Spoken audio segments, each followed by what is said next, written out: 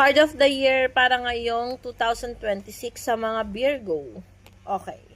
Virgo, this card showing success or this card showing pagkamit ng mga pangarap at pagka-align sa mga bagay na gustong gawin. Nakikita ko dito, may new beginning daw, Virgo, na para sa 2026. This card showing na hindi ka daw mahihirapan na makuha, kumbaga, ia-align sa iyo mga bagay na gusto mo, lalo na pagdating sa career or finances.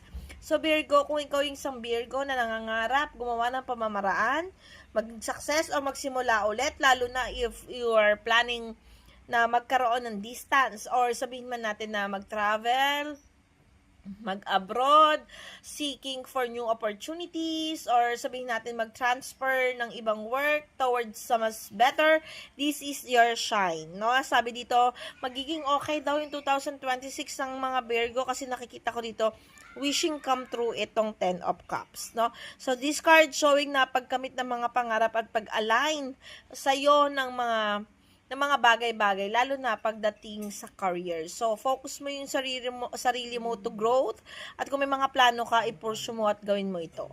Kasi nakikita ko dito, magiging successful ang mga bagay na gagawin mong hakbang, lalo na pagdating sa iyong future and career.